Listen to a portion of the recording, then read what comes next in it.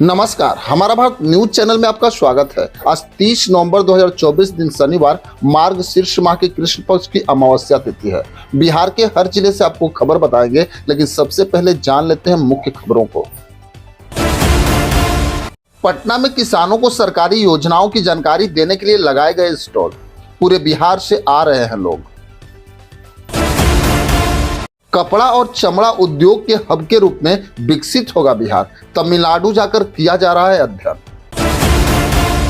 बिहार विधानसभा में land survey पे मंत्री दिलीप जायसवाल का बड़ा ऐलान। किसानों को किसी तरह की परेशानी नहीं होगी।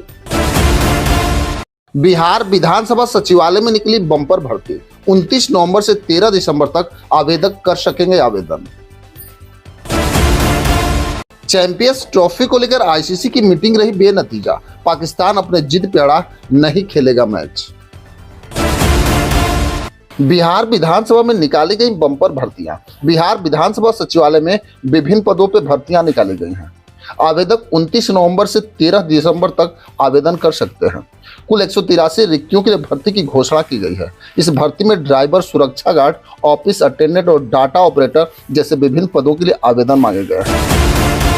गोपालगंज में एनआईए की रेड। कंबोडिया कनेक्शन मामले में रंजन माझी से की गई पूछताछ, मोबाइल भी जब्त। बिहार के गोपालगंज में एनआईए की टीम ने मानव तस्करी और साइबर ठगी के मामले में छापेमारी की है।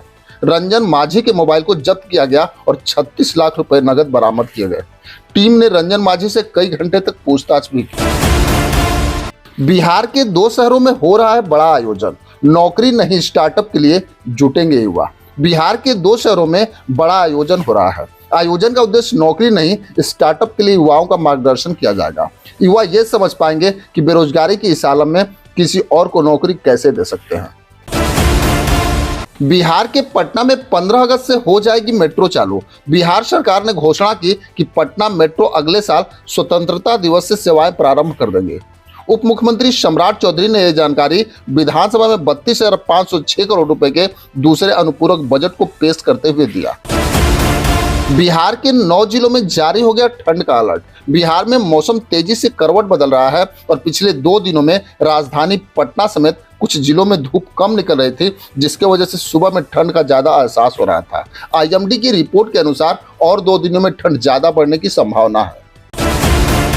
मोदी के हनुमान का देवदूत वाला अवतार। लोग कर रहे हैं चिराग पासवान की तारीफ। केंद्रीय मंत्री चिराग पासवान ने हाजीपुर मुजफ्फरपुर NH-22 पे 2 घायल युवकों को देख के अपना काफिला रोक दिया। चिराग पासवान ने खुद गाड़ी से उतरकर दोनों घायलों को निजी वाहन से अस्पताल भी पहुंचाया।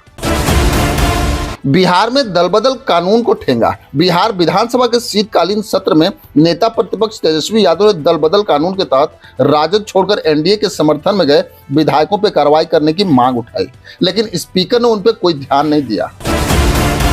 बिहार के 2 दोस्तों को एक साथ जज बनने की गजब कहानी। एक के पिता बेचते थे अंडे तो दूसरे के थे किसान। बिहार के औरंगाबाद के शिवगंज 2 दोस्तों आदर्श कुमार और अनुपम कुमार ने बिना किसी कोचिंग के स्वयं अध्ययन कर बिहार लोक सेवा आयोग की न्यायिक सेवा परीक्षा पास कर ली है। बिहार के किसानों के लिए नीतीश कुमार की खुशखबरी। बोरिंग पे 70% तक अनुदान देगी सरकार। आपके इलाके में नहर की सुविधा नहीं है तो सरकार अब निजी बोरिंग लगाने पे अनुदान देगी। एक किसान को अधिकतम 70 मीटर की गहराई तक के लिए अनुदान दिया जाएगा। इसके लिए उन्हें ऑनलाइन आवेदन भी देना होगा। बिहार में 55 शिक्षकों की नौकरी पर लटकी तलवार। 3 दिन के अंदर शिक्षा विभाग को जवाब नहीं देने पे होगी कार्रवाई।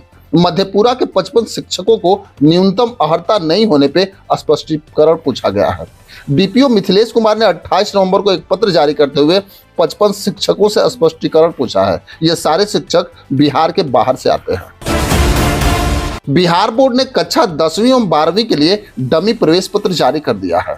बिहार स्कूल एग्जामिनेशन बोर्ड ने इंटर और मैट्रिक परीक्षा में शामिल होने वाले छात्रों के लिए डमी एडमिट कार्ड जारी कर दिया है। छात्रों को अपने स्कूल के माध्यम से इन कार्डों को डाउनलोड करना होगा और किसी भी त्रुटि की जांच करनी होगी। बिहार पुलिस के कर्मियों को इलाज के लिए मिलेगा 14.75 लाख रुपए। शहीद के आश्रितों को शिक्षा समेत कई मिलेंगे फायदे। बिहार पुलिस के सभी पदाधिकारियों तथा कर्मियों के लिए सरकार ने कैंसर, किडनी प्रत्यारोपण, लीवर प्रत्यारोपण की अनुदान राशि को 1 लाख से बढ़ा के 2 लाख रुपए कर दिया है। इसके अलावे भी कई सुविधा देने की घोषणा कर दी है। 19 बीघा के धान की फसल जली, 10 किसानों को हुआ नुकसान। नालंदा में बिंद प्रखंड के लोदीपुर गांव में शुक्रवार को एक भीषण आगजनी ने 10 किसानों को रोंगटे खड़े कर देने वाली दास्तान की। शॉर्ट सर्किट के कारण इस आग ने 19 बीघा के धान के पूंज को अपनी चपेट में ले लिया, जिसमें लाखों रुपए का नुकसान हुआ है। पटना और नई दिल्ली के बीच चल रहे वंदे भारत स्पेशल की परिचालन अवधि बढ़ी। बिहार की राजधानी पटना और नई दिल्ली के बीच चलाई जा रही वंदे भारत स्पेशल के परिचालन अवधि में विस्तार किया गया है। इसके 2 और फेरे परिचालित किए जाएंगे। केंद्रीय वित्त मंत्री निर्मला सीतारमण ने बांटे 1388 करोड़ का लोन।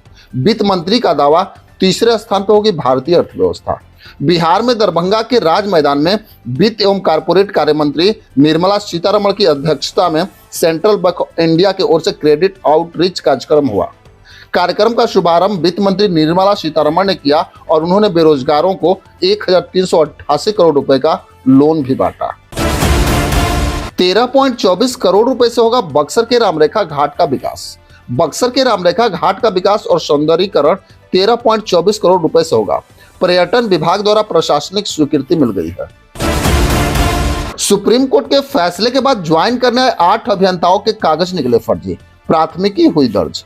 8 कनीय अभियंताओं पर प्राथमिकी दर्ज की गई है। उन पे आरोप है कि नौकरी करने के लिए उन लोगों ने फर्जी प्रमाण पत्र का उपयोग किया था। अब पुलिस ने उनको गिरफ्तार भी कर लिया है। 600 रुपए की रिश्वत के लिए आयकर असिस्टेंट को 1 साल की जेल और 5000 रुपए का लगा जुर्माना। बिहार के पटना सीबीआई स्पेशल कोर्ट ने एक घूसखोर आयकर असिस्टेंट को 1 साल जेल की सजा सुनाई है। रिश्वत मामले में दोषी पर 5000 रुपए का जुर्माना भी लगाया गया है। यह मामला 3.5 साल पुराना है। केंद्रीय मंत्री जीतनराम मांझी का बड़ा ऐलान, औद्योगिक कॉरिडोर से गया की सूरत बदलेगी। केंद्रीय मंत्री जीतनराम मांझी ने केंद्र की नरेंद्र मोदी सरकार के विकास कार्यों की सराहना करते हुए कहा कि बिहार के गया में औद्योगिक कॉरिडोर के बन जाने से गया की तस्वीर बदल जाएगी। पूर्णिया एयरपोर्ट को लेकर आई बड़ी खुशखबरी। सीएम नीतीश कुमार ने दे दिया आदेश। पूर्णिया एयरपोर्ट को लेकर अब अच्छी खबर सामने आ रही है। जानकारी के मुताबिक सीएम की बैठक के बाद काम में तेजी आ गई है। अधिकारी लगातार निर्माण कार्य की निगरानी भी कर रहे हैं। बिहार विधानसभा में मंत्री दिलीप जायसवाल का बड़ा ऐलान। बिहार विधानसभा के शीतकालीन सत्र में सदन की कार्रवाई के दौरान आरजेडी समेत विपक्षी दलों की ओर से राज्य के भूमि सर्वे की वजह से किसानों को हो रही परेशानी का मुद्दा उठाया। विपक्ष के सवालों पर बिहार के भू राजस्व मंत्री दिलीप जायसवाल ने कहा कि किसी भी किसान को परेशान नहीं होने दिया जाएगा। कपड़ा और चमड़ा उद्योग के हब के रूप में विकसित होगा बिहार। बिहार को कपड़ा और चमड़ा उद्योग के हब के रूप में विकसित किया जाएगा। इसके लिए बिहार उद्योग विभाग की एक टीम ने तमिलनाडु जाकर त्रिपुर मॉडल का अध्ययन किया। उद्योग विभाग के निदेशक आलोक रंजन घोष की अगुवाई वाली टीम ने त्रिपुर और अन्य शहरों का प्रमुख कपड़ा उत्पादकों और विशेषज्ञों से संवाद किया। नालंदा में किसानों को पराली जलाना पड़ा महंगा। प्रशासन ने दर्ज की एफआईआर।